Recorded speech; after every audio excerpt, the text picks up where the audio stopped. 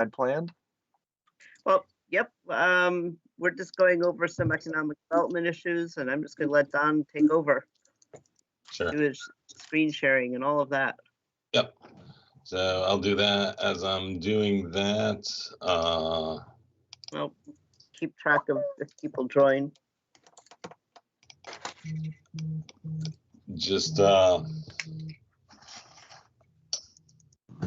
there I go. Playing with my screens here. Can you guys see my PowerPoint? Yes. Yep. Okay, good. So I have probably about a 20-minute presentation, gonna run through some stuff, and then I'll engage you guys in some conversation. Just so you know, tonight I have a hard stop at 7:30. I might be able to stretch to about 7:35. So this presentation, some of it's going to be new to you, some of it's going to be a little bit repetitive from the early presentation I did on existing conditions. So just be aware of that, but ultimately there's a fair amount of new material in here. So basically what I'm going to cover is going to go through an overview of real estate asset classes in the greater Hartford market, economic indicators, then a short discussion on economic development, and then I'll engage you guys in some discussion. So with that said, retail, I think nothing new to us. There's very little new construction going on out there. That's not to say there isn't any new construction, but at the end of the day, it's kind of marginal. Teardowns and conversions of malls and strip centers, we're seeing more and more of, and ultimately we're seeing multifamily as the most common conversion use. We have this saying in the office, to quote down the bottom, it's not that we're overbuilt, it's that we're under demolished. And that gets to the third bullet of kind of, there's excessive marginal properties out there in the region and even within Enfield. It's just, there's a lot of 1950s, 60s, and 70s stuff that was built for a different era that in many communities struggle. I don't see those struggles maybe as much in Enfield, but overall market there is. And that's really about functional obsolescence, just buildings and locations that were built at a different time and served their time period well, but today kind of still struggle. In the context of real estate retail closings, this is just a comparison of 2017 closings to openings.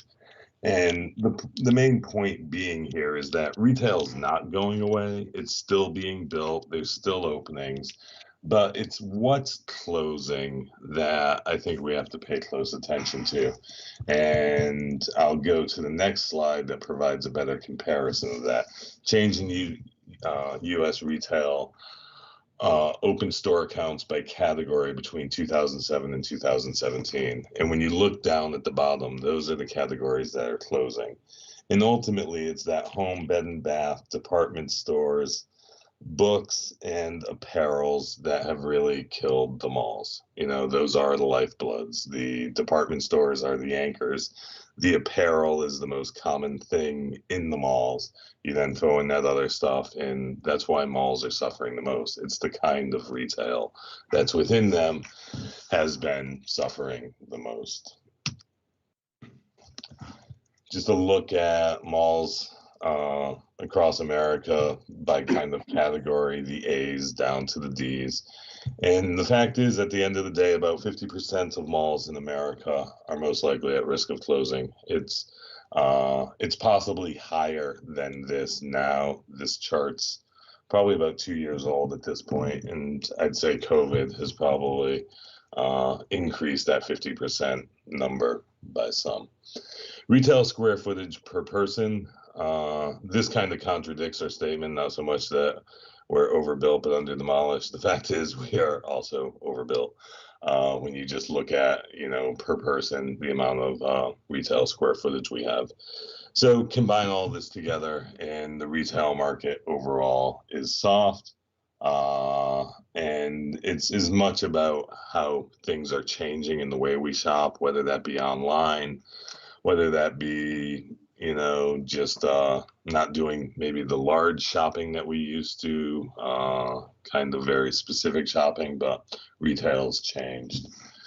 So some of the other stuff, kind of factors to watch, centers as places and consumer centers, we see this shift towards the idea of experience and trying to create an experience for the shopper, trying to create an experience that draws people in. So I usually like to use Blueback Square as an example. They have that public square area where they have like a summer concert series every Saturday night. That's funded and provided by the management of Blueback Square. And at the end of the day, it's about they're perfectly fine with people coming there and not spending money, because ultimately they just want them to be familiar with the place, have a good time, and realize if they like the place, they'll be back to spend money.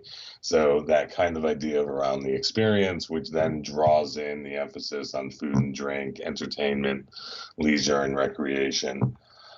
Some changes, things to watch, the idea of showrooming, giving you a place to go and tactically, engage with the product, but still potentially order online and have delivery and pickup locations. I think COVID, accelerated this with the whole idea of you can order online, but pick up in the store. You can do curbside pickup. You can go in the store and order and have it delivered to your home. Kind of all these different approaches to acquiring the product have now come into play. Advances in technology, I use the Amazon Go grocery store as an example of that, where there's no staffing. It scans you when you come in. It knows every product you put in your cart, and it scans you and checks you out on your way out with no interactions with persons. Good news overall, vacancies are down and rents are up in the Hartford market. So that's some good news on the back end of that. How do parking requirements play into how commercial retail is being approached? I mean, have they finally, is it finally an accepted thing now that we don't need as many parking spaces per square foot? Yeah, I would say at the end of the day, government and zoning kind of lag behind the market. So retailers have known for years what they need for parking. So I know I was involved in a CVS project years ago, and I remember the CVS rep being just like, we need 3.24 spaces per 1,000 square feet. In the typical town at that time was requiring 6 spaces per 1,000 square feet. So they've always known. And I think the biggest thing with kind of changes in our behavior and the way we shop different is just, 30 years ago, if you went out at 2 o'clock in the afternoon, places would be mostly empty because everyone was working. But now as their schedules have gotten more flexible, you see a lot of activity going on in places that previously wouldn't. So generally, my feeling is from a land use perspective is the peak demand on parking has gone away. I remember when West Farms Mall used to overflow with parking, in the month lead up to Christmas, that they'd run out of spaces, cars backing up onto the street. And now you go there, on a Friday evening or a Saturday in December, and yeah, they're busy, but their parking capacity is probably only at about 75%. And that's just because the peaks have gone away because we've stretched our shopping across more hours in the day and more days of the week. Therefore, it's really in that peak that we've seen the diminished need for parking, where we used to kind of say like, well, we've got to make sure there's enough parking for the worst case for December. That December peak is now diminished, and therefore that allows us to back off on parking standards. So for our planning and zoning team, have we caught up to that already, or is that something you're still looking at now? In the regs, I'm still looking at it. I think I did a presentation. I'm just kind of sorry I haven't been on the regs in a little bit. Okay. But I think there's still some improvements to be made there if the commission wishes to.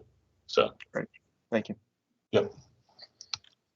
So commercial office space, vacancies are still significant throughout the regions. and even New Haven region. Downtown vacancies are high. Right now with COVID, it's really kind of hard to tell what's happening in the downtown market long term.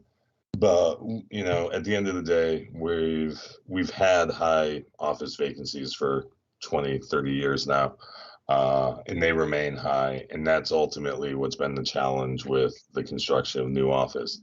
That being said, at the end of the day, there's always demand for certain products. Medical office has fared better than other office categories. And, some entities looking for specific locations or just for a new built to suit spaces still create, some demand in the market for new Class A space. Lease rates are challenging though. At the end of the day, just as a rough estimate, you're usually looking at $30 a square foot to justify new construction, and rents overall are marginal in that case. So with a good tenant and a good long-term lease, you can build some new stuff. Without that, it becomes risky and speculative. Oh, sorry, someone say something. No, okay. Job growth in Connecticut overall is what, job growth drives office demand. And if you go back to 1990, Connecticut's job growth has been mostly stagnant. We'll look at some of those numbers later on. Population growth, at least in much of the state, is down. Harford County is up 1%. Fairfield County is up a little bit. Statewide population is up about 1%, but that's marginal at best. Business formations are kind of stagnant. As I already said, with retail kind of obsolete buildings, it also is significant within the commercial office market. Large tenants are few and far between. They're down. Even small tenants are becoming challenging. The recent COVID stuff, changes in work behaviors, I think are going to soften the market overall. And at the end of the day, employee per square foot has been declining for decades. A basic thing that I like to say here, say we went from 600 square feet per employee down to 200 square feet per employee, right? And let's say there's 10,000 employees in your community. Well, over this 50-year period, approximately, you could basically see demand for 2/3 of your office space evaporate. That's with all things staying equal, just based on the fact that. John, or is it just strictly office space? Pardon? Does that include manufacturing space too? Because that could be. No. Or is that strictly office? This is strictly office. So, but ultimately just the contraction in the amount of space we need, and that's going from paper files and file cabinets to, computers. And that's going from large workstations, cubicles, to now kind of shared spaces within office, and the home shoring of employees, which was occurring even before COVID and is most likely accelerated and increased now. So that's created some of the softness in the office market. Industrial space in the Harford market has been, in recent years, finally positive after being stagnant for kind of 2 decades or more. Absorption is up, vacancies are down, lease rates are up, but it's a flight to quality. The newer product wins out. Older B properties are being redeveloped. The older C's and D properties are struggling to compete because of that flight to quality. Focus on location and highway access, and ultimately distribution is what's driving it. It's not manufacturing. And large, flat, and dry land is key. Ceiling heights in excess of 40 feet are key. And the Harford market ranges kind of $4 to $8 a square foot. Go back not too long ago, and that high end was probably down around $5.50. So that does show strength in the market. And it's the market really north of Hartford that's been the strongest, between Hartford and the airport. Hotel sector at this point, I really don't know what to even say about it in the context of COVID. It's just so yet to be seen how it rebounds and to what degree it rebounds. Everything I'm reading industry-wise is that business travel is just not going to return anytime soon to its prior levels due to this whole virtual thing. And at least in the Hartford region, we are heavily reliant on business travel as a driver for hotels. So this data is kind of just pre-COVID. Occupancy rates in the Hartford region average around 60%. Usually you're looking at 67% the industry wants before they start doing new construction.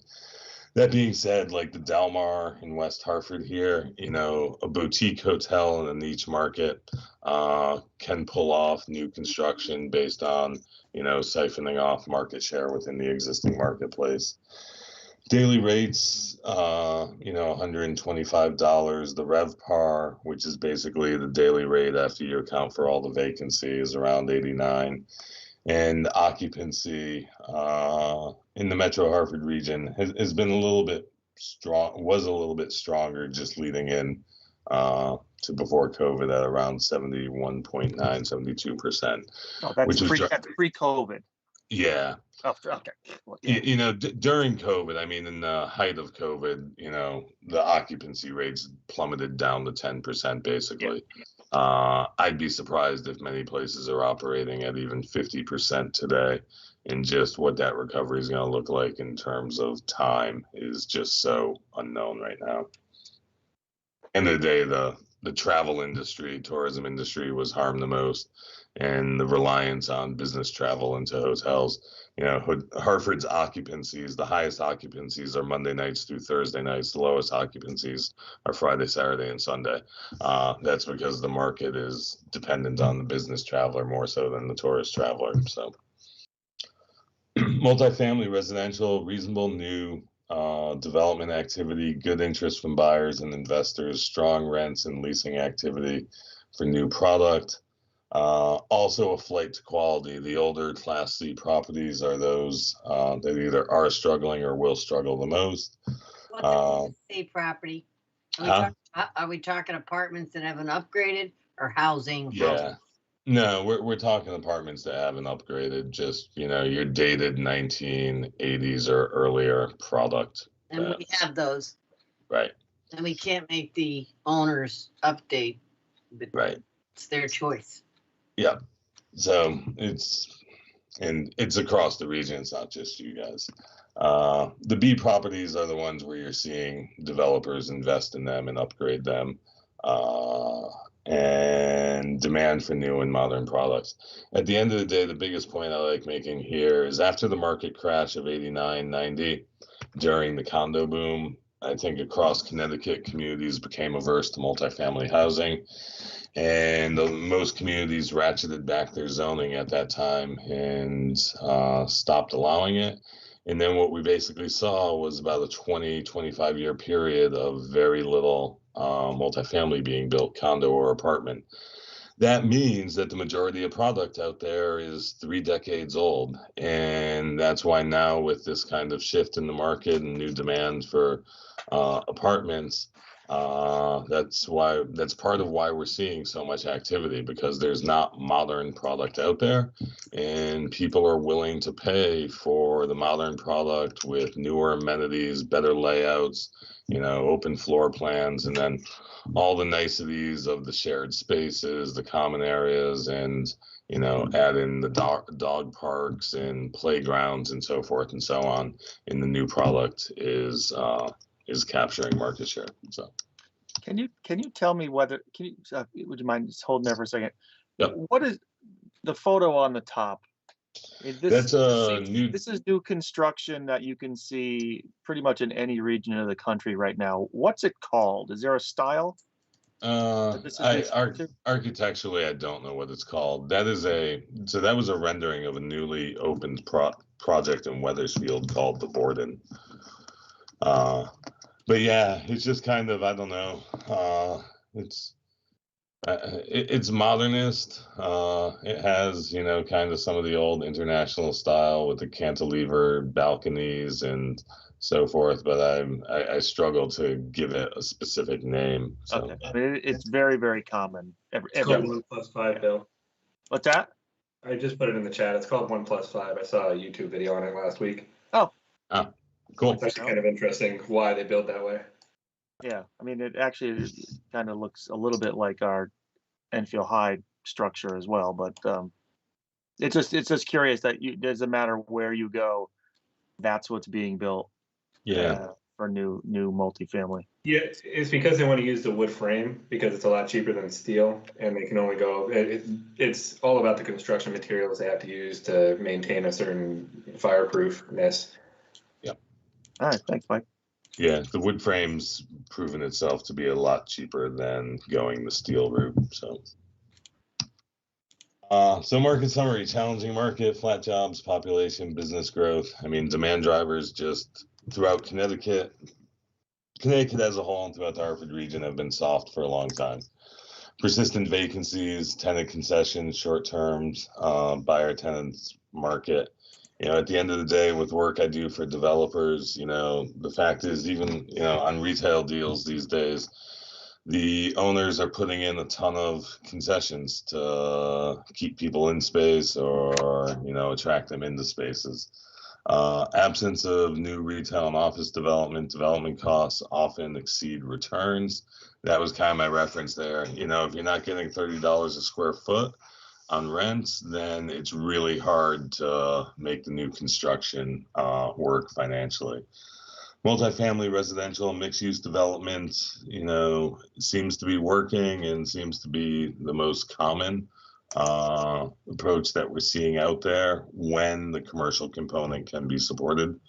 And, you know, at this point, overall, would say we're going to experience some modest recovery. So trends to watch: mixed use office, retail and residential. Hospitality, food and drink is still kind of driving the retail, you know, arena. We're eating out more than we ever did before. So, you know, that seems to be persisting. Generational changes, you know, we still don't know what Gen Z is going to do, but my guess is, you know, the trends will continue going the same way. Medical office was a bright spot. It had dimmed for a while. It still seems to be, you know, resurfacing. I've been involved in a few developments lately that have medical office components to it. Smaller companies and co-workspace, meds and eds, you know, at the end of the day, income and lifestyle are key. As I already said, distribution centers north of Hartford has kind of been the trend, and technology and tech-driven changes and COVID recovery or not, just to the degree, you know, it's still unknown across kind of all the asset classes. Some of these are repeats. You know, I discussed the population pyramid, but I just want to touch on something. Recent census data has come out, and we have new population numbers, which I'll get to in a minute. You know, overall, market-wise, at state, region, local level, job growth has been mostly stagnant for the past 30 years, and recent numbers on Enfield have been negative. So that's a key driver of space, and so long as that stays stagnant and or further declines, then demand for new commercial office space is going to be challenging, and even demand for commercial retail space will be challenging. I'll get to the population data. You guys are now definitely declining and faster than we thought you were, and you're aging and you're losing young people. My point of just throwing the population pyramid in here, if we, based on when this was based on, if we move the cohort 5 further, you know, 5 years up, and put in new 0 to 4 here and adjust it all the way up there, the fact is this bottom part is still contracting, and it's contracting significantly, which I'll get to on this next slide. So this is 2020 census of population data released for the redistricting. We still don't have the full census, so I don't have a lot of detailed new data. But population change from 2010 to 2020, Enfield's lost 2,500 people and 6% of your total population. Adult population has also declined, which I just want to kind of point out. It's been one category that I haven't seen a lot of decline in most communities. I also want to point out, I provided some of your neighbors as comparison, and then kind of Manchester is maybe a somewhat comparable larger community within the region. And you guys are kind of trending worse than most, but Summers is looking really poor. And I think that's important in the context of economic development, especially in the context of retail. I would have to assume that the overwhelming majority of the Summers population actually does the majority of their retail shopping in Enfield. So not only are you guys contracting, but probably your key neighbor is contracting as well. But are you taking into consideration all the prisoners that we lost because legislators are morons? At this point, I don't have the detailed census data to explain that, to quantify that as to whether Yeah, I mean, that's in it or there's not. a facility in each community closed. Right. I get Even that. though I they're just big shoppers, even though they do have iPads now. I get that. I'm just saying, this is raw data from the census, and it doesn't have the breakout of what population is institutionalized, what population isn't, and so forth. So I just can't quantify that. But Right. what I do know, if you go back to the projection, so the graph at the bottom I had shown you back at the start of this process, and projections for population in 2025 were at 42.6, and you guys are already at 42.1. Yeah. So once again, regardless of the institutionalized population or whatever, the trajectory is going in the same direction as projected, and it seems to be occurring faster. And then once again, where the institutionalized population is maybe less significant here is the top right chart is population under the age of 18, 0 to 17. And you guys have lost 14% of that age cohort. That's where your largest losses have occurred. But lost that base. I mean, people are not having 6 children. We're lucky if they're having 1. We understand that abortion is I'm throwing this out there, but we know that it's taken out a generation of people when you put all the math together over a period of time. I mean, those things, it's not, I know we're being hit, but I think it's across the board, and this immigration influx is exactly what was, and Bill Lee will know what I'm talking about, that was talked about when we went to that demographic guys meeting. Bill, he'd been talking about this for years. This is exactly what he told us. So when you said that, I flipped to the next one. This was more specific data on ethnicity of population. And what you see here, and it's what I was talking about last month, and in some of my narratives, it's non-Hispanic white populations that are suffering the greatest declines, and it is minority populations that are increasing in the greatest percentiles. This is a nationwide trend. It's not unique to Enfield. It's not unique to Connecticut.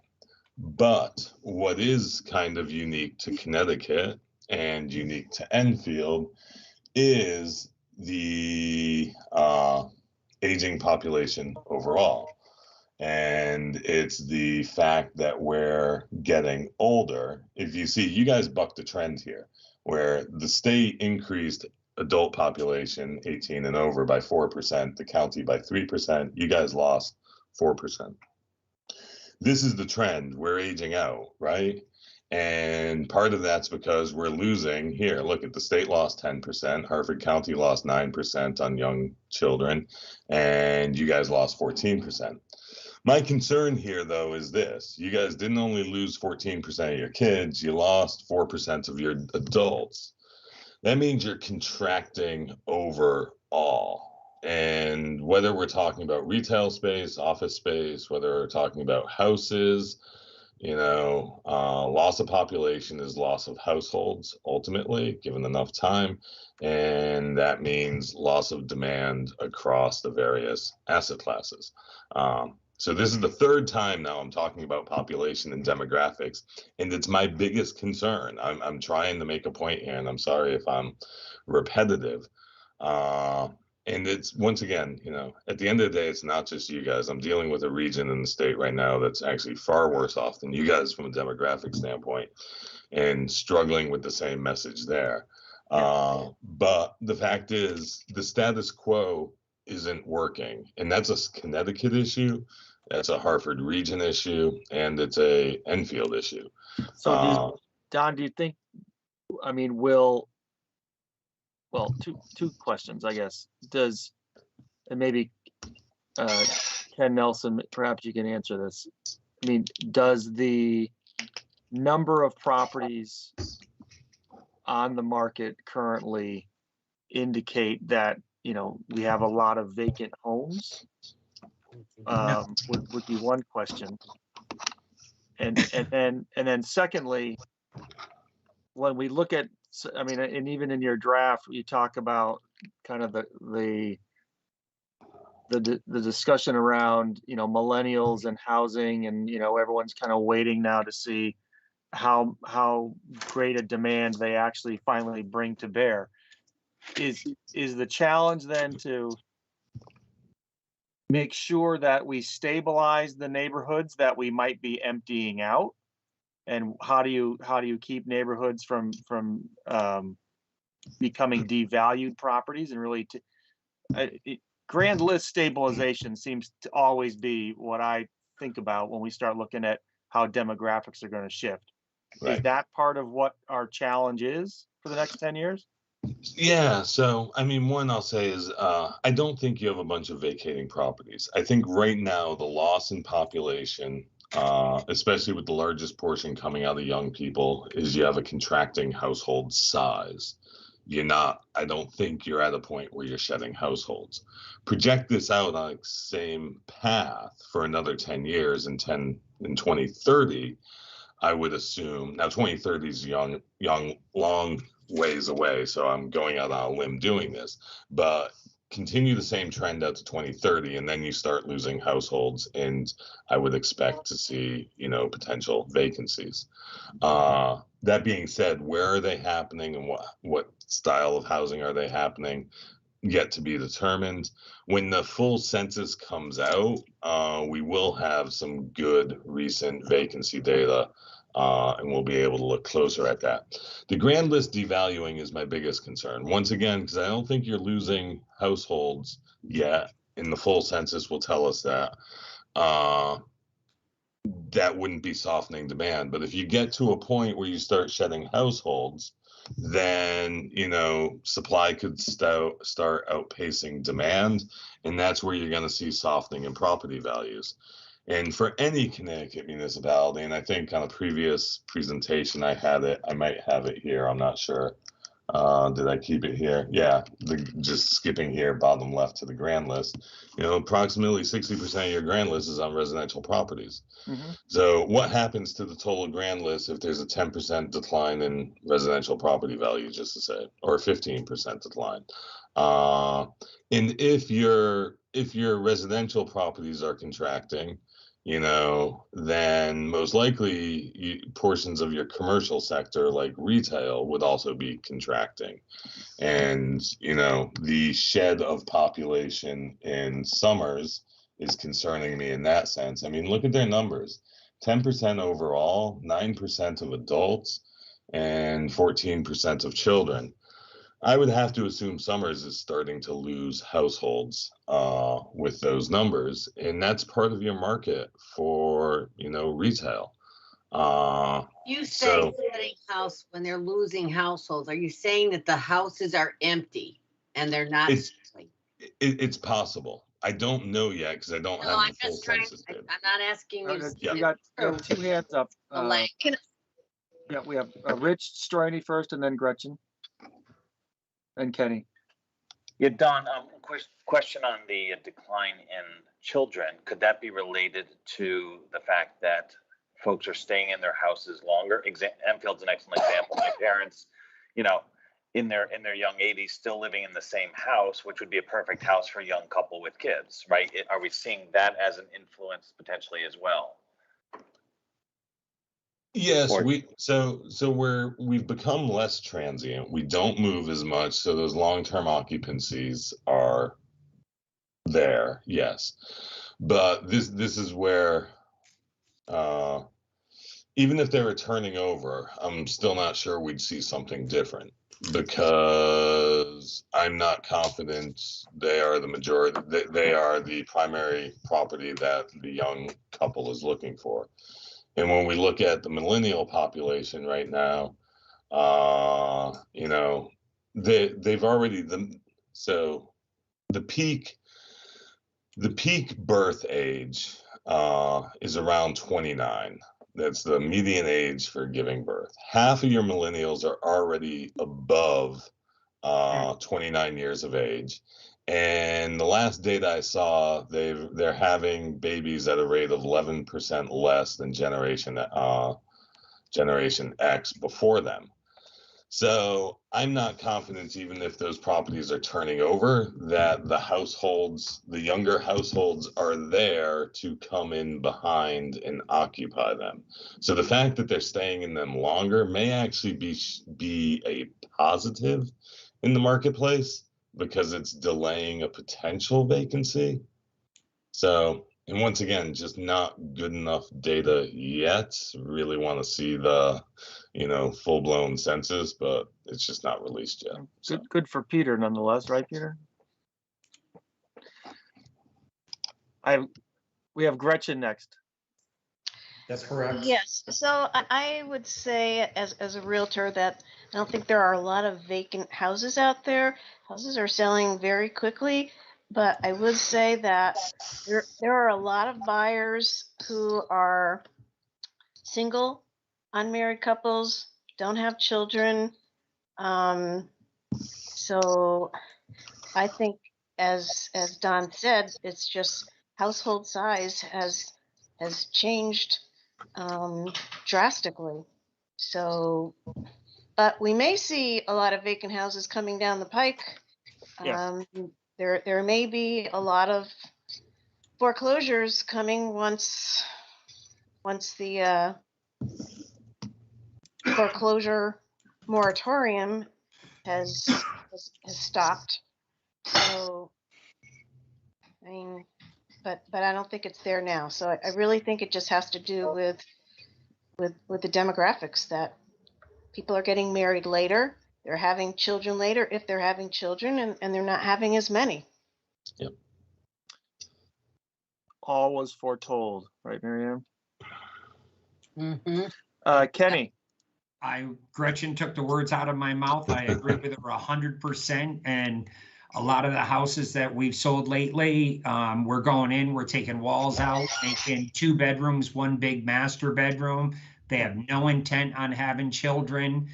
And along with what Don said, a lot of them are looking for completely remodeled houses. They do not want to do anything.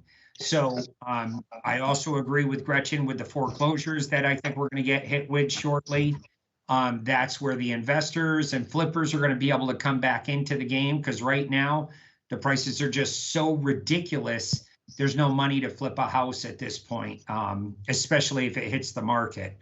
And then even apartments, if the only people that are having a hard time finding apartments are those who put themselves in that situation. They have 5 cats and they wonder why a landlord won't rent to them, or, they've been evicted or their credit's bad. But other than that, apartments are pretty stable right now. You can get them, but they're higher priced apartments. Again, like Don said, more for that younger generation who don't want to do anything. Good insight, guys. All right, so I'm just going to continue here. This was from an earlier presentation, this slide. I just had it in case I needed data from it, in which I needed the I'm sorry, it was the next one. These I just kind of threw in there, both of these from previous slides in case I needed the data, but it shows the flattening of your employment numbers overall in the community. Also here, as I had previously indicated, just, your top 10 taxpayer list is, leaning heavy on the retail, which means it's an area we need to focus on and be cognizant of. This slide basic summary, the demand drivers for real estate and especially for, retail and commercial office space are soft. Connecticut hasn't seen any meaningful job growth in 3 decades. Population growth is stagnant at best. And for Enfield, it's negative right now. Household formations, historically, over the past 3 decades, I think the formations, which have been driven by, fewer married couples with children existing in the overall marketplace and the rise of single person occupants, has carried the market, I think, for the past 3 decades. And I'm just not convinced at this point in time that household formations, shrinking household sizes, and increased single person households can continue to carry the market for another 10 or 20 years. So that's where I see some softening and contraction. Gretchen's got a quick question. Sure. So I noticed, I think I noticed on some of your graphs that, not all towns are losing populations. It looked like Ellington and East Windsor had some slight increases. And I'm Yep. wondering about other towns like South Windsor, anything on the other side of the river, like, Yep. what is it? Avon, Simsbury, East Granby. and Yep. so why do you think that they're growing and other towns are not? Right. So I think there's a 2-part answer to it. The first part of the answer is, for some, it just may be location or whatever. I think South Windsor has found its time. It's close into Hartford. It's on the 84 corridor, has good access to 91, and so forth. So in some ways, I think it's just found its time. That being said, generally across the market, and in some ways, the Hartford Business Journal just had an article that was focused primarily on Rocky Hill, but the narrative in it kind of got to this point. Communities that have been adding apartments are the communities that are growing.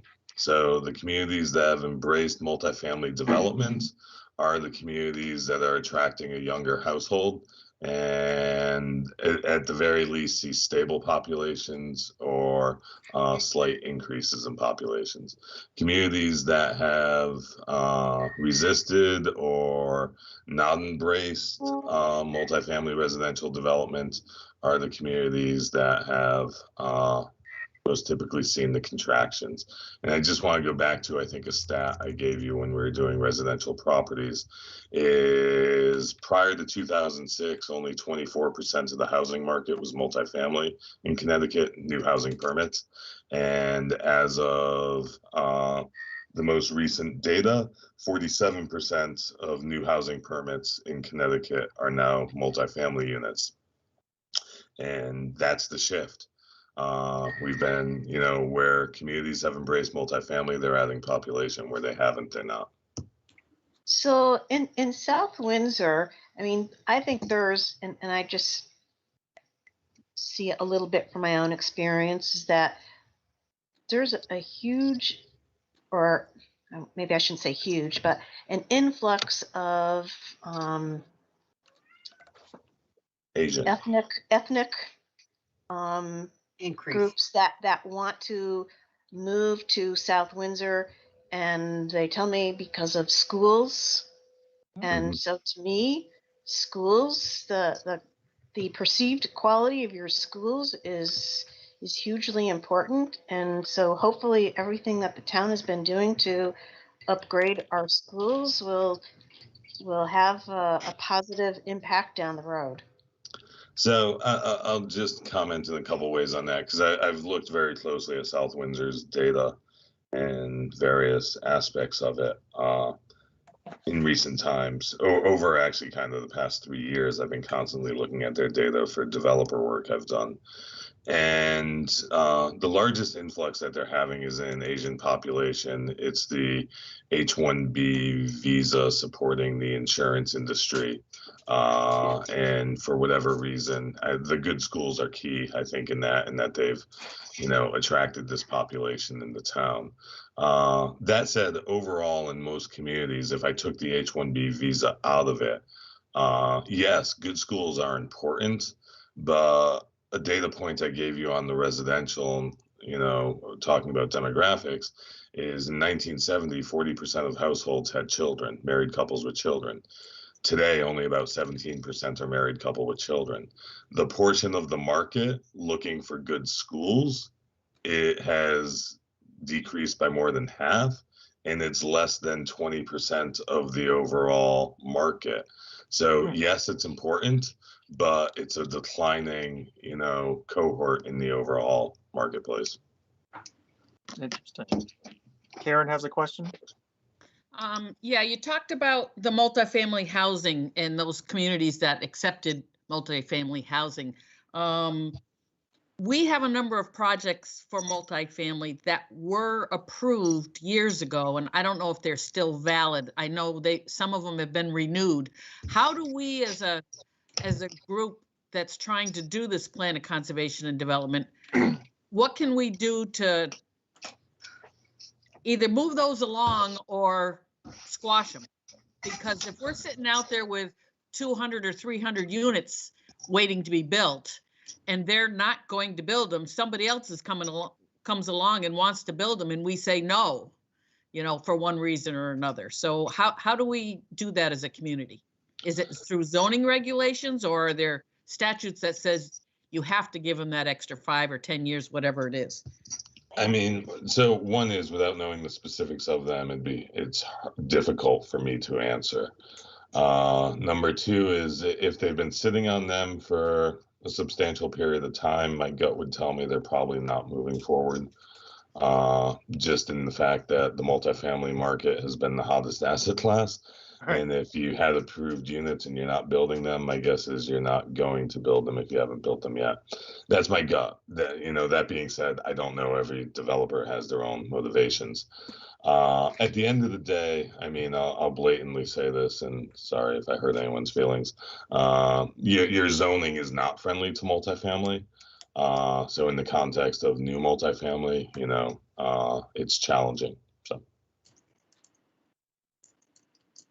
Don, I believe that a couple of these older multifamily developments are trying to come back, but they were all age restricted, and they're trying to come back and modify that. Yeah, and actually, so I was involved in a development in Summers back about a year ago with getting age, working with the developer to get the age restrictions removed. The fact is, the age restricted market evaporated. I mean, it just literally evaporated overnight, kind of with the housing market crash back in 08 and 09. And while it was running strong leading up to there, it just went away. And there is pretty much no demand for it out there. I see the occasional niche development do that, but at the end of the day, it's a non-existent market anymore. So, once again, I don't know the specifics of the development. Once again, I'm not here exactly to tell you what to do. I'm trying to give you information. But if I had developments with age restrictions on them and I had developers asking for the restrictions to be removed, I'd strongly consider removing them. And I've been involved in applications doing just that. We know you've got a hard stop. There was a question in the chat from Peter about additional transportation improvements and the new proposal from Mass DOT on improving the line to Springfield. Will our plan consider likelihood of improvements resulting from regional? Yeah.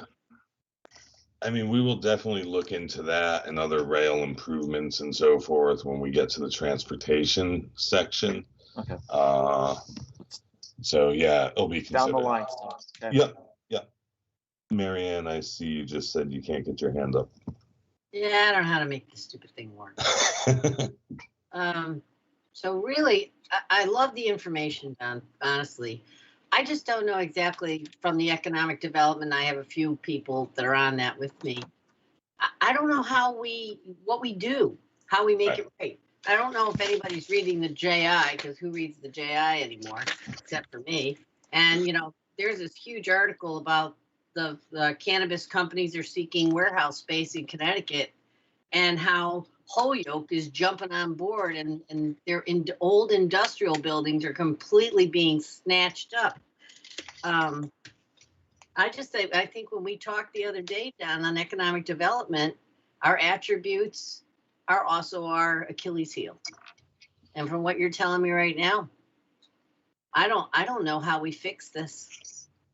Well, one is, I'll just to wrap up, and I'm going to wrap up in answering your question.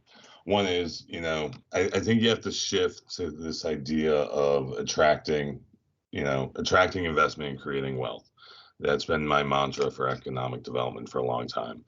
As I promised EDC, I will be getting you guys some specific documents to go into this more in detail. I lay out here some basic kind of providing a role for the Planning Commission, a role for the Zoning Commission, and a role for the Economic Development Commission in the context of economic development. You're all capable of reading through those, and I can talk to them in more detail in the future. This is basically, the summary for tonight to kind of consider, and I'll flesh it out with more information as we move forward. But this is kind of a framework for just thinking about economic development overall. It doesn't get you to the nuts and bolts of me answering your question, Mary, of, what do you guys have to do? And I promise I'm getting there, and I'm going to get there with some strong recommendations for you. But it's kind of a way to think about it. Governance structure of economic development. Business engagement programs, do you have them? What are they? How are you doing it? What could you do better? Providing community information, providing market data, resources to state agencies, regional entities, those various, organizations that can help you. Tying into workforce development, that this at the end of the day isn't just about job retention and attraction. It's about making sure you have an able and capable workforce in your community. Image branding, marketing, and public relations. And then ultimately kind of, I hate using the placemaking phrase, but I used it here. As I've said all along, it's the amenities of place. How do we build on those qualities of Enfield that make it a more attractive place to live, work, and play? Once again, as you know, I hate those three words also, but they work. And I'm going to get back to you guys with kind of some specifics. So all that at once. And I think that gets me to thank you. Very good. Lori, can you just remind us all when we gather next? Because I know we're looking to restore our typical schedule. Yes, exactly. Our next meeting will be the third Wednesday of the month, which will be October 20th. So hopefully we'll be getting back to that schedule again. Very good. Yep. Could we get those slides that Don had in terms of, they seem so informative and they have so much information there, and it's hard to remember everything that you see. And I'm a paper person where, my memory isn't as good as it used to be. So I mean, those slides are just so informative. Yeah, I'll send them out to everybody, and also we post them on the website. There was one in particular. I think it was the grand list slide. Looked like it might have been the grand list of 2017. If they've got an updated data for that one in particular, it would be helpful, because I know there's been a few shifts. Okay, I'll top 10. I'll definitely take a look at that. So good. Bill, I know that Don has to go, but is there anybody on this call that wants to just continue to have a bit of a conversation on what we learned tonight, or does everybody just want to go have dinner and see you around? Just let Yeah. me say, if you guys do that, I will watch the recording to see what you guys have to say. So Yep. And with I've got that, I'll say goodbye and you guys fight it out. Right. Thanks, Bye, Don. Don. I have the recording and the transcript being recorded, so if you guys want to stay on. I have a couple minutes myself. Okay, we'll open the floor. I just think those slides that he showed should really frighten us. And I don't really know how, even when he comes back with suggestions, we all have been on, or most of us, on the plan of conservation more than once. I mean, Karen, we've been here. I don't know how we implement it. I don't know how we make how we make our town hear us, or say this isn't just I don't know. I mean, Ken and Gretchen know full right hand, even what's happening with property. Maybe it's all the rest of us should get the hell out of here while the getting's good. I don't know. Kenny, got something to add? So All right. my question is, planning and zoning just voted down a big deal in Enfield about all these houses, single family homes, being able to build an additional property on their lot. Another single family home does not have to be owner occupied or anything like that. We voted unanimously that it's not done by law. You do have to come through planning and zoning and get a special permit to do it. If the town council does not back us up and this happens, this is going to change the whole outlook of Enfield over the next 10 years. And with the amount of wetlands that we have in Enfield, I know the mayor went out and looked at a house like 6 houses down from me. Their backyard was under 3 feet of water and it was going nowhere. And that's because the neighbor put an in-ground swimming pool in that blocked the swale. Well, this new law prevents Enfield from having a say on that type of situation. And we all know all of Star neighborhoods, the topsoil was cleared off, footing was poured, and they built up from there. And there's swales between the houses, behind the houses, and it's pretty intricate how he has the water draining. And I will say he did a good job for what was proposed. But if the law goes through, then what was engineered and proposed and built is obsolete. And we are going to have, pardon my language, such a shit show with houses flooding that this town is going to be on its head trying to fix this. So my question is, I have been asked to go to the council Monday night to speak with them. Ginny, if you would like to join me, because planning and zoning is a non-political board and we keep it that way. And I would hope that the council plays the same role and they listen to the concerns that we have. We have aging infrastructure, huge. When a developer builds a property in Enfield, he spends tens, if not hundreds of thousands of dollars on engineering for that specific development. Now with this law, you could really double the size of that development. You could cut the open space in half, the lot coverage in half. The sewer system's not meant to handle it. The drainage sure isn't. What about water and everything else? These are huge factors that I really think the plan of conservation and development, I mean, whether you're for or against it, Monday night's a special meeting about this. If you want to speak about it in favor or against, Monday night's your opportunity to do it. So my opinion is I don't think Enfield's infrastructure and wetlands can handle this type of thing. I'm not saying everywhere, but at least it gives us the choice of where it can be done, if it can be done without impacting the neighbors. Thoughts on this, guys? Totally agree with you. Lori? Oh, sorry, Yeah, Bill. so, I forgot to keep reading. I totally agree. And as a planner, they want me to not agree with you. However, I do think that there needs to be oversight on such additional dwelling units. You can't just have it by right. I mean, the Public Act still says that they have to meet the Vulcan area requirements, and if there's wetlands, get a permit and whatnot. But it's very limited oversight, and there are a lot of issues that could come up. And the PCC, you brought a lot of them up already, and I will also be presenting on Monday night along with the town attorney Talberg on this. I do think that we should allow them in the right places, and we should work that into our zoning regulations. But I also think that we need to modify our thinking and our regulations on multifamily. So, Right. with our zoning update. But that's what we're saying, right? It would need to get Yeah. approved by planning and zoning. It's not just a granted by. Yeah, it's not, statute. right. It's not a zoning permit.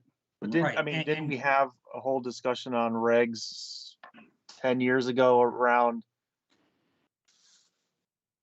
density and it was strictly a density discussion, and are you saying that the Public Act is proposing that the state mandate by right that you can double the density on a particular lot? It doesn't Yes. actually, Backyard. Yes, doesn't not, actually and it propose doesn't that you- have to be doesn't have to be a family member. You don't have to live on the premises. Along with what Lori said about the wetlands, let's face it, 90% of Enfield that was built in the 60s would not be built today because it's sitting on wetlands. Sure. So we're trying to deal with all that water these houses are sitting on, and you're going to double that? It just doesn't work. And I forgot. Karen had said something that never mind. I lost my train of thought. Karen brought up a very good point, and I just lost it. Sorry. so you've got to remember that we all know about the in-law apartments. You build a little addition to your house and you have a door in between and you close it and lock it, and grandma and grandpa could live next door. And then when they leave, you unlock that door and that unit is supposed to go away. The in-law apartments are supposed to be actually temporary.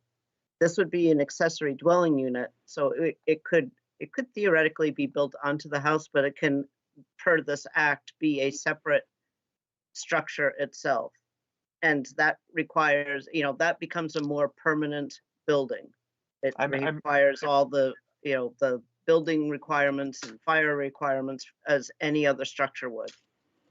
So it's a bit different. So, and they could go up to 1,000 square feet if you have enough room on your land with the bulk and area requirements. Right. Now, I think that that's funny because my house is 1,000 square feet. My primary dwelling unit is only 1,000 square feet. So basically I say, oh, you could build my house on pretty much any property if there's enough room. But then that's pretty significant. That is significant indeed. Karen? Well, Ken, I can't remember what I might have said, but I know everything I say is brilliant, so. But as I was sitting here listening, I had something to say, and now I can't remember what it was. It also, I hope everybody sees planning and zoning is trying to work with everybody. We just passed that bedrooms are allowed in the basement now with proper egress windows. Should have been done years ago. I think that's a huge safety issue for a lot of families because even though we didn't allow it, we know they were there. And, now people can pull a permit. The building official can explain to them, your child needs to get out and he's not getting out those little windows. So we're working with the people, and God, I wish I remember what Karen said. I did remember what I wanted to say though, if I could, before I forget, I did write it down. When you're talking about all the star homes, Kenny, you're talking about how it's built on wetlands and stuff.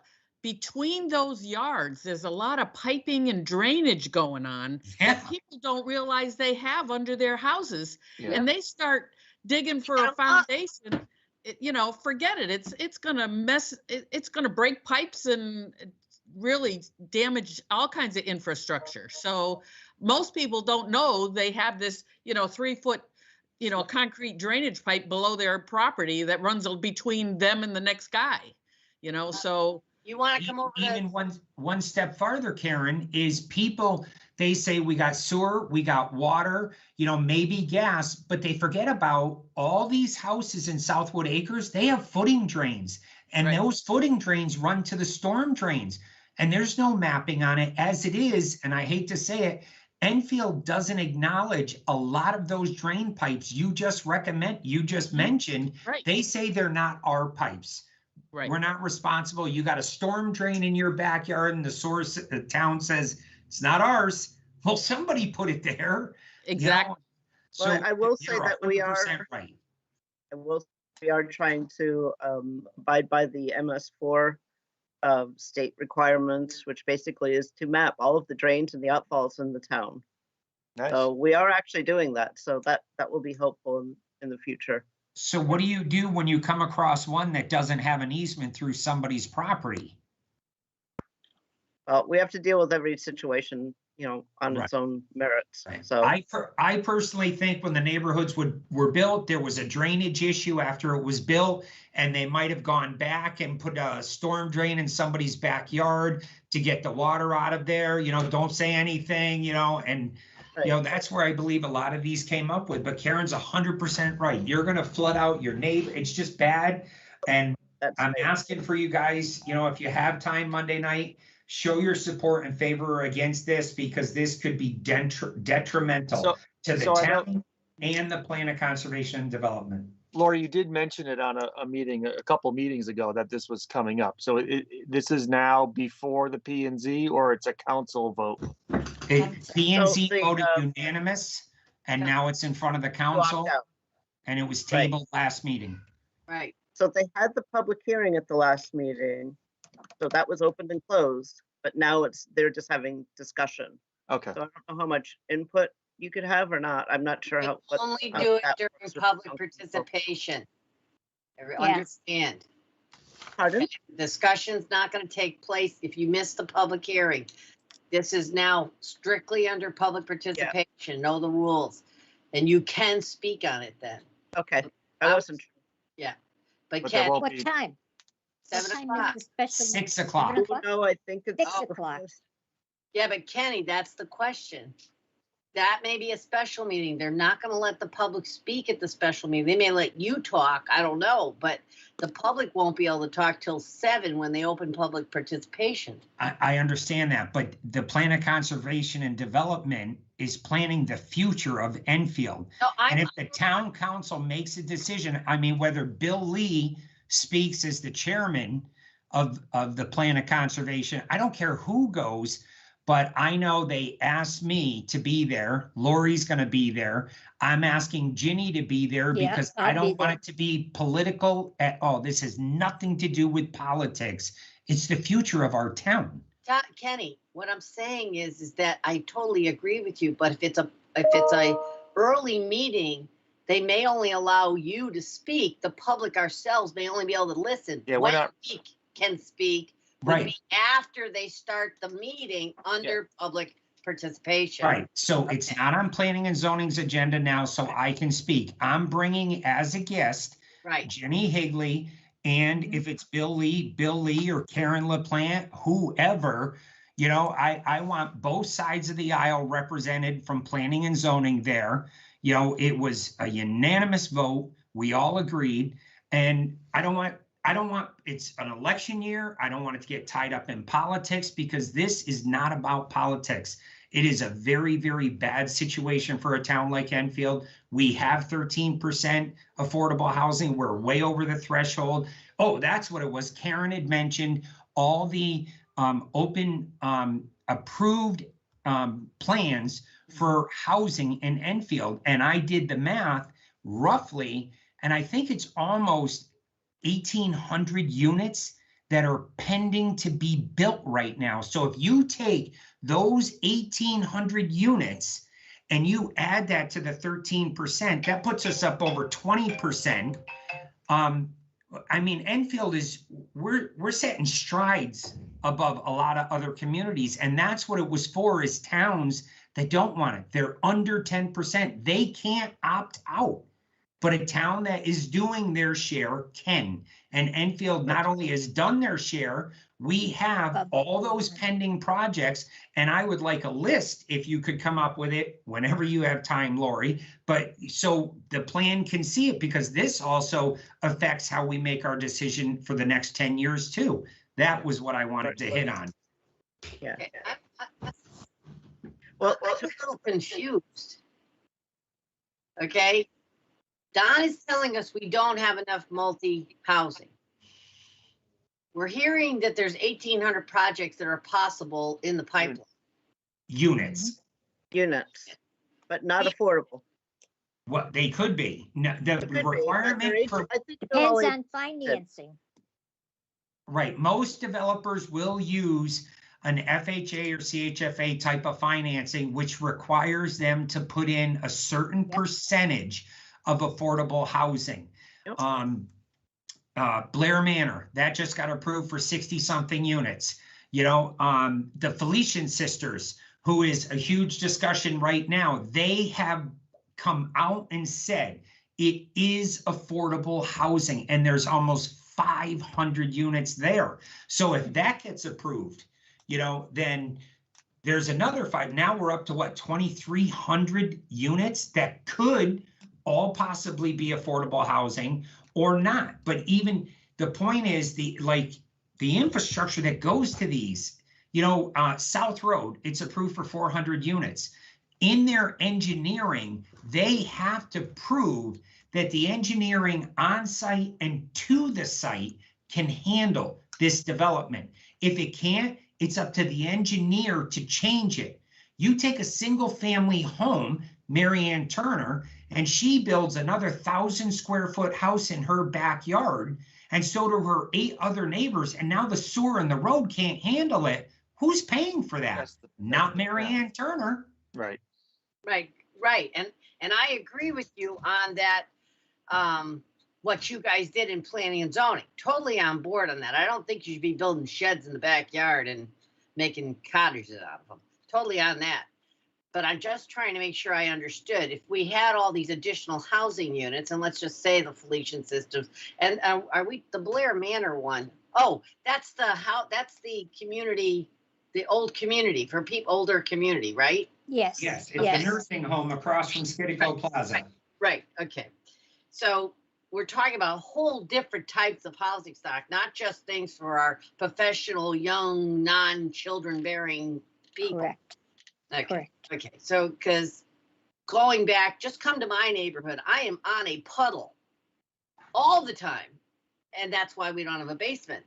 And we've had the problems where my neighbors that just moved in and they're in there with a backhoe and I have to go running over there going, stop. Do you have any idea what you're doing? You need to stop, because they're changing the terrain of the water. Well, that's because you let them build that condo complex in your backyard. You were all for that, Marianne. Oh. And you gave him trash pickup, if I'm We're on Zoom, so I know she can't smack me. Mike Evans had a question or a comment. Sorry, Mike. Then you're on mute. Hear you, Mike. The prize. Turned it on and off. Ken answered my question with the affordable housing threshold. That's why I had my hand raised. I was wondering what that threshold is and how that affected us. That's all. Why we were able to opt out of that. And the town council, that's a very important point. That should be, that's the first point right there. We are doing our job as a town. That's why we don't need to do this. Yep. Well, I'm hoping that the hearing is open and they're listening and not already decided. Mm. From your mouth to God's ears. Yeah. Any other questions? Bill, I sent you that legislative summary. There's 12 pages that talks about what Kenny was talking about. Oh, good. Okay, I sent it to you. If anybody else wants it, I don't have everybody's email, but this white. Marianne, Yes. I'd like a copy. Sure, Jenny, I have your address, but what Okay. this is about, it describes it.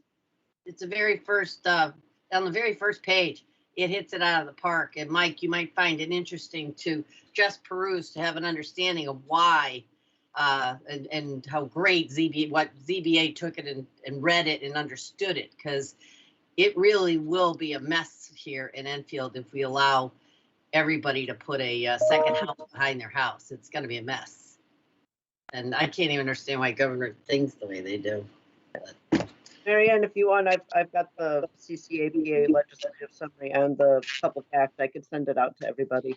Yeah, And the that's one good that idea. said legislative summary, right, Lori? Yeah. Mhm. Just that part. The actual, don't send them the statute. It's hard to Oh, read. come on, it's so much fun to read Yeah, and don't try to interpret. save yourself.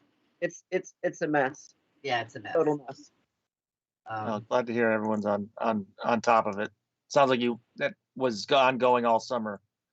I don't Kenny jumped on it right away as soon as this came out in July when they passed this. And this was the same stuff that I had been trying to talk to the council on our side a little bit about. I'm not talking politics here. We're just talking in general. And I couldn't get people to listen to how important it was. Ginny and then Karen. Laura, do you know what percentage Enfield has of wetlands? That might be an interesting thing to find out. 103%.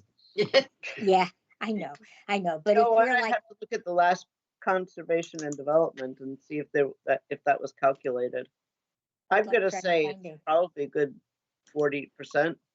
oh, I think it's more I than that. guess it might be more, but a lot of it's been filled in. That's true. That's So- true. But I will Okay. say that most of the STAR subdivisions were built before wetlands regulations even were thought of, and there Yep. was wetlands requirements when they were built. So that's why there's a lot of flooding. I had flooded basement even with my sump pump going. That's how much water I have in my area. Yeah, I get it. Well, And it took the pool out. You in Yes, Birdland? yes, I Birdland, did. Ginny? No, Sapphire Street, where Okay. the Jewel thing is. Across the street. Yep. Yeah, close. Karen? Peter, I got a question. You do your business, is it like home health aides, that type of thing? People taking care of people in their homes and that type of thing? Is that what it is? Exactly, Karen. We go to the home to help people, Do you, usually elderly, but it could be some disabled people. We also do help in facilities. okay, so do you see an increase in those services because people are wanting to stay in their homes and live in their homes, or because there's no place for them to go, like an assisted living place? Enfield, right now, we don't have one. We're going to have one, and that's still going to be a limited amount of housing. But do you see that there would be a demand in Enfield for more assisted living if we had it? Well, that's a great question, Karen. What we're seeing is people want to stay at home. The oldest daughter is promising the parents that they would keep them home. They're more comfortable at home. And now insurance companies are saying that it's cheaper to keep them at home. So even Medicare Advantage now pays for home care. So I think there always will be a need for assisted living, because at some point we have to recommend to the family that we can't take care of them at home. They just gotten too disabled or whatever. So assisted living is certainly needed, but the trend is stay at home, age in place. Absolutely. Is there any way to predict a percentage of these people that are staying home that will need assisted living? Are there any statistics out there that would give us an indication, because our group, our demographics are aging and we're staying at home, but at some point we got to go in an institution. I think I'm there looking is, forward to Karen. it now. I'll take a look at it. We belong to the Home Care Association of America. They have done some studies. I don't have them off the top of my head, but I'm happy to take that away and see what I can find and provide the committee. Okay, and I don't know, Don's going to be listening to this, if he has any of that available to him too. So Yeah, he may.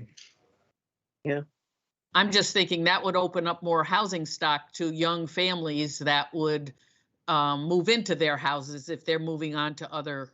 Just a small point. I know Kenny mentioned the Felician Sisters. They came last Thursday to the zoning committee and gave a master plan, which contained about 334 apartments.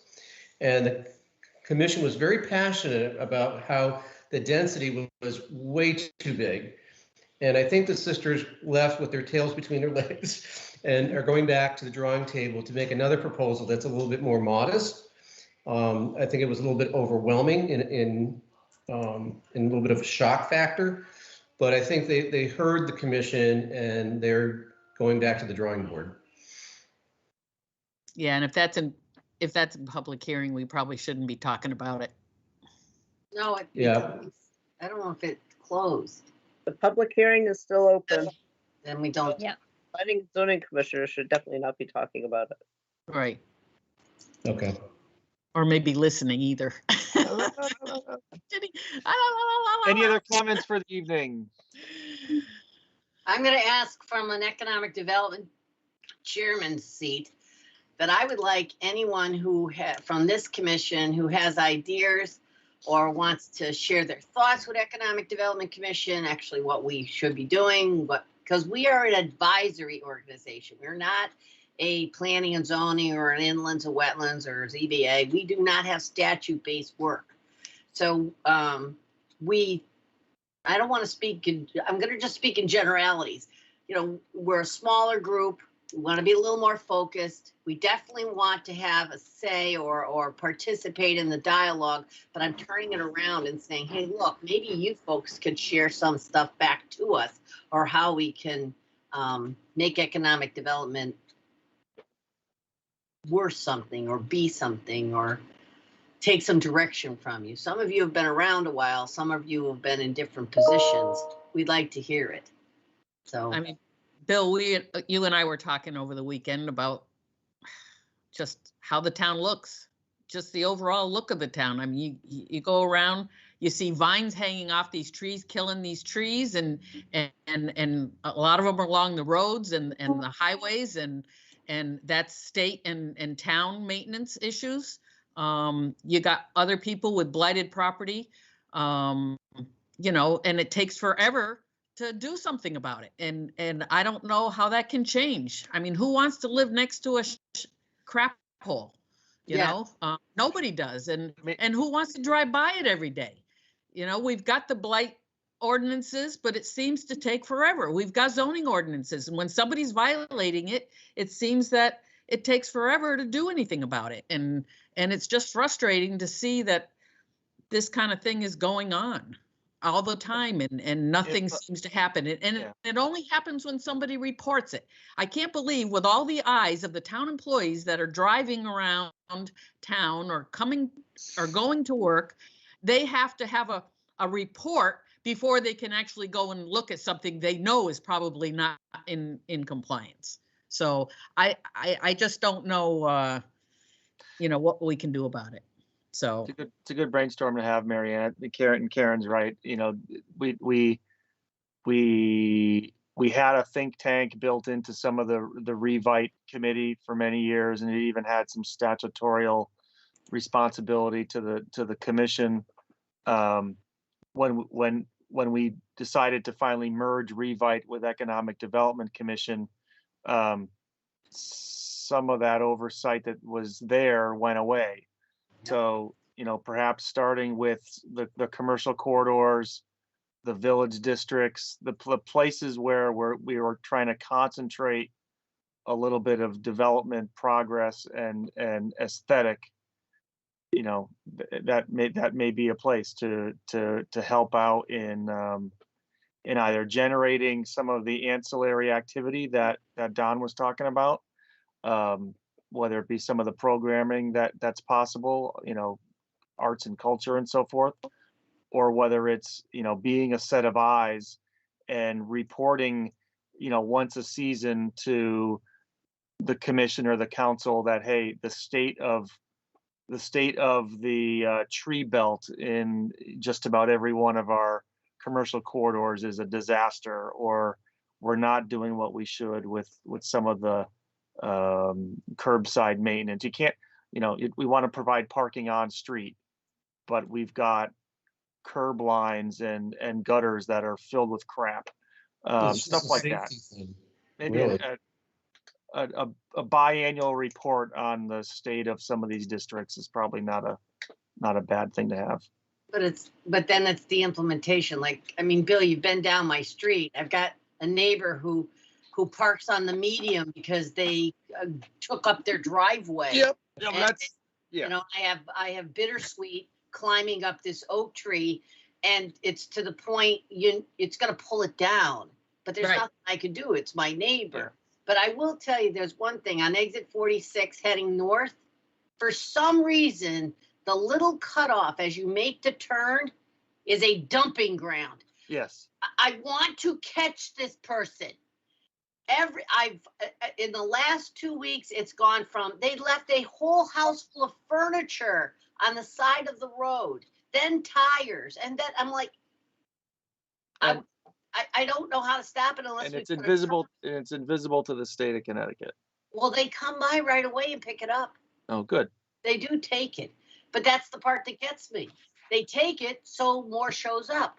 I really do just want them to put a big gigantic guardrail in or something so that it makes it more difficult for the idiot to stop.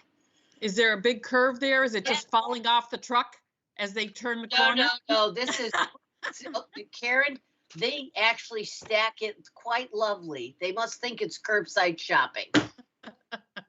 They need a camera. I'll tell you, I think maybe I need to go bring one of Ed's hunting cameras and just stick it over there because it's making me insane. Yeah, But you never, it's like driving down River Road. right. They're always dumping down there. There's 50 tires at a time dumped down there, and nobody seems to want to do anything about it. Or see it. Yep. Or you got to catch them. I don't know how you catch them. Oh, Anyway, that's- sorry, we could keep this going all night. Yeah. Thanks, Bill. You're welcome, gang. We'll see you all in the third Wednesday of October. Thank you. All right. Welcome Thanks, aboard, Eric. Walter. October 20th, and I will send you all the legislative summary and the PowerPoint from tonight's presentation. Okay. Yeah, Thank good you. night, Thank you everybody. Good night, everyone. Thanks.